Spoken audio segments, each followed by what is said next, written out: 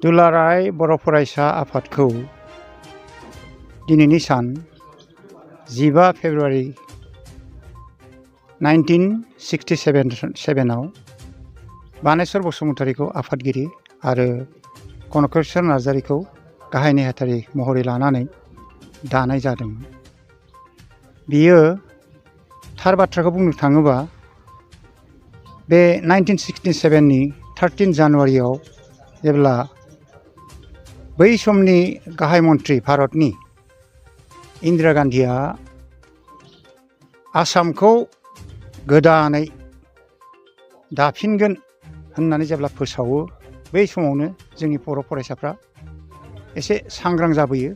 बर' फरायसाफोरल' नङा आरो गुबुनफोराबो एसे गोरों गोराफ्रा सांग्रां जाबोयो। बे हिसाबैनो दिनैनि बे सानाव 1967 मायथाइनि 15 फेब्रुवारियाव बर' फरायसा आफादखौ दानाय जायो।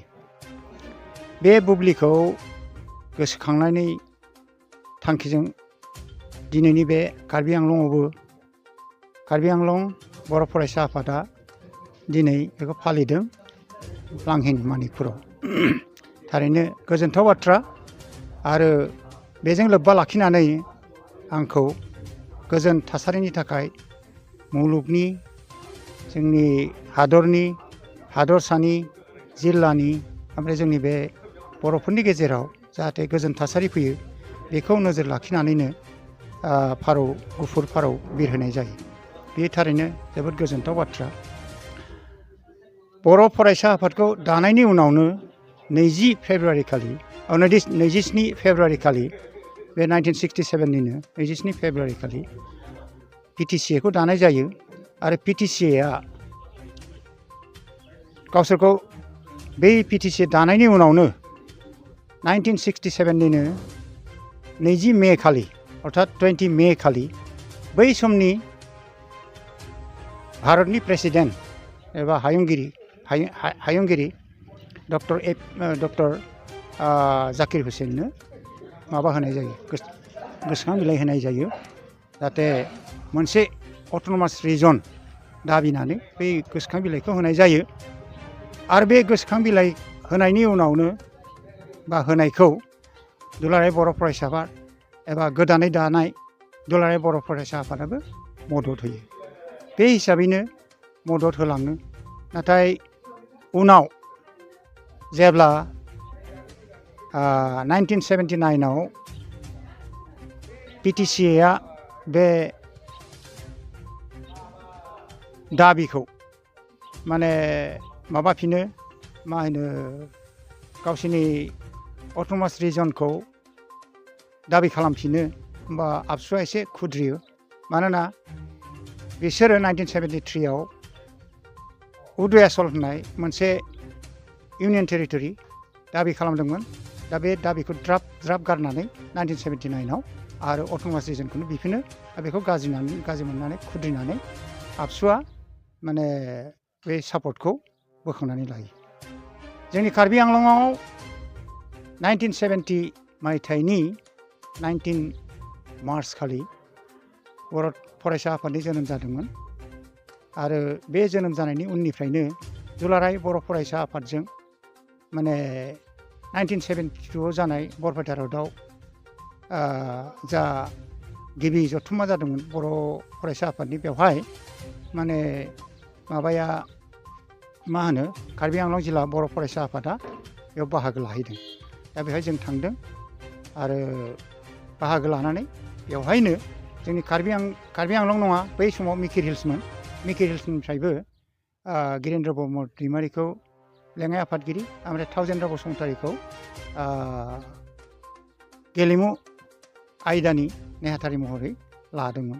बेबादियैनो बर' फरायसा आफाद कार्बि आंलंनिया दुलाराय बर' फरायसा आफादजों लोगो नांनानै बा बिथांमोननि जा थांखि बे थांखिजों हेफाजाब होबोनानैनो माने खामानिखौ मावबोगासिनो दं आरो दासिमबो मावगासिनो दं। जोंनि गेजेराव जोंहा माने कार्बि आंलंआव थानाय बर'फोरनि थाखाय जा माने हाजोआरि जनजातिनि जा दाबि बेखौ मावफुंनो थाखाय दुलाराय बर' फरायसा आफादजों माने लोगोसेनो मावबोगासिनो दं। आरो जोंनि गेजेराव मुंख्लंबो जालांबाय बे मुंख्लंफोरखौनो दिनै गोसोखांनाय जादों आरो लोगोसेयैनो बे 67थि दिनैथ' 67 फाउन्डेसन डे आबसुनि आरो 56 फाउन्डेसन डे दिनै 67 नङा 56 फाउन्डेसन डे आरो ओमफ्राय 55 बोसोर जाबाय आबसुआ बे दिनैनि बे सानाव माने बिसोरखौ गोसोखांनानै आरो बै गायसनगिरि आफादगिरि नेहाथारिमोनखौ गोसोखांनानै आरो सिगांनि जाखिनि रुंसारि जालांनाय एबा मुंख्लंफोर बिसोरखौ गोसोखांनानै दिनै बिबार बावनाय हाबाफारि लादों आरो गोसोखांनाय सान महरै फालिनाय जादों बेजोंनो लोब्बा नांथाबनानै जाखिनि हाबाफारि मावबाय बा गोजोन थासारिनि थाखाय जा गुफुर फारौ बिरहोबाय बियो थारैनो गोजोनथाव बाथ्रा आङो बेखिनिखौनो बुंनानै फोजोबबाय। सार दा माने दुलाराय बर' फरायसाफोरनि दा गोदान फरायसा आफाद दादों बिनि सायाव माबा बुंनो बेखौ हरखाब बुंनाया एसे प्रिमेसियर जागोन मानोना बिसोर मा थांखि लानानै आरो माबोरै दादों बेखौ बुंनो हाया नंगौ दावराव दावसि जालायदों नांनायाथ' गोदान दानो नाङा दुलाराय बर' फरायसा आफाद दंखायो जेला गोदान दानो नाङा नाथाय बिसोरनि थांखिया मा बेखौ मिथिग्रोनानै लानांगोन आरो बिसोरखौ मिथियोब्लासो माने थार फिनखौ होनो हानाय जाहैगोन नङाबा ओरैनो थोंजोङै होनाया एसे गोरोन्थि जाहैनोबो हागौ आसलते आं बेखौनो बुंगोन नाङा गोदानै जोनोम जानो नाङा बा गोदानै दानो नाङा आबसु जा दङ बेजोंनो माने मावलांनांगौ सिगांबो गावस्रानाय जादोंमोन बे गावस्रानाया गोरोबफिननाया जोंनि थाखायनो हारिनि थाखायनो जोबोद माने गोजोनथाव बाथ्रा जादों नंगौ जोंनि गेजेराव सम सम गावस्रानाय फैगासिनो दं खालि बेयावल' नङा समाजनि गेजेरावबो आरो राजखान्थिनि बेलायावबो गोबां गावस्रानायखौ नुनो मोनो दा बे गावस्रानायनि थाखायनो जोंनि जाखिनि दाबि बे दाबिफ्रा जाफुंनानै फैयाखै होननानै आं सानो। गोजोनथाव खौरां गोसो गुदुं फरायसा एबा सुबुंफोरनि थाखाय टारगेट कचिं इनस्टिट्यूटआ बेसेन गोसा सुबिदा लानानै फैदों। जायफोर बिथांमोना banking railway SSC insurance defence Assam police बायदि आनजादनि थाखाय साखाफारा जानो मोजां खाबु मोनाखै बैसोर बायदि फरायसा एबा सुबुंफोरनि थाखाय मोनसे मोजां खाबु सफैदों। बरपेटा रोड विशाल मेगा मार्टनि साखाथियाव थानाय आमतलाव बे टारगेट कचिं इनस्टिट्यूटखौ खुलिनाय जादों। आथिखालनि साख्रि मोनै आरो बेकार जेंनाखौ नोजोर होनानै बे टारगेट कचिं इनस्टिट्यूटआ सोलोंसाफोरखौ गोबां गियान होनो थाखाय राहा लादों। बे टारगेट कचिं इनस्टिट्यूटआव सोलोंथाइ होनो लानाय आयदाफोरा जाबाय banking railway SSC insurance defence आरो आसाम पुलिस। जायफोर सोलोंनो गोसो गुदुं बिथांमोना टारगेट कचिं इनस्टिट्यूटआव मुं थिसननो एबा गोबां मिथिनो थाखाय 8134097059 एबा 8638961177 जानबुं नाम्बाराव जगाजग खालामनो हागोन।